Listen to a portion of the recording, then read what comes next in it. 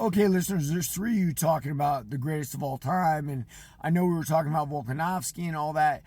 I don't like pound for pound greatest of all time lists either. Why? Because so much of it is circumstance. You know, what era are we born in? You know, who's our competition? Things like that. Sometimes it's too weak. Sometimes it's too strong. So it's very difficult to make that fair, especially in MMA, which is such an absolutely young sport.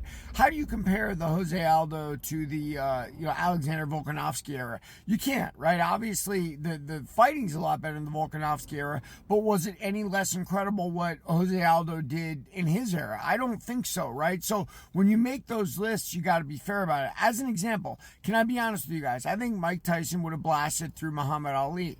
That having been said, he's from a different era, a more advanced time. Do I think that Muhammad Ali is the greatest of all time? Yes, I do, based on what he did over time. And I'm not just talking about the champions he beat. And let's talk Joe Frazier, George Foreman, Ken Norton, although that's debatable. How about the opponents that he had? Ron Lyle, Ernie Shavers, George Chuvalo, and the guys like that. Like, he had a strength of schedule that was unmatched over 3 decades, 60s, 70s, and 80s, right? Now, Ali lost a lot too. I think this listener's talking about losses. Yeah, I mean, big deal, right? Ali lost a ton. He lost to Leon Spinks. He lost to Ken Norton.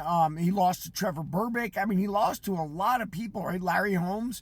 So I don't think that losing takes you away from an all-time list. It's what you did in the time when you're there. Now, again, MMA is so young as a sport.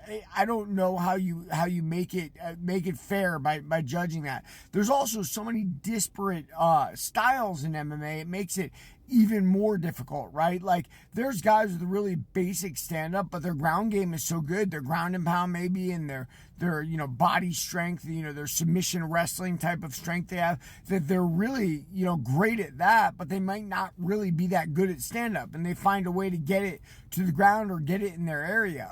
So yeah, I'm not a big fan of pound for pound lists. I do think Muhammad Ali is the GOAT as far as heavyweights go in boxing. And by the way, I totally understand when guys like Larry Holmes and Evander Holyfield speak up because they don't think they're being treated fairly. And I totally get that. Look, Holmes had 20 defenses, right? And everybody's just kind of yeah, well, Larry came after Ali, kind of a cheap ripoff.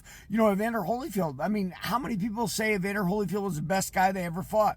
Riddick Bowe, Lennox Lewis, Mike Tyson. But yet we don't think of what Evander Holyfield actually did in his time. Unifying the cruiserweight title, unifying the heavyweight title, winning it 4 times. So pound for pound lists, in my mind, honestly should not exist. But yeah, we do it because we love it and we're passionate about the sport. So there it is, guys. Yeah, everybody read my book, Warrior of the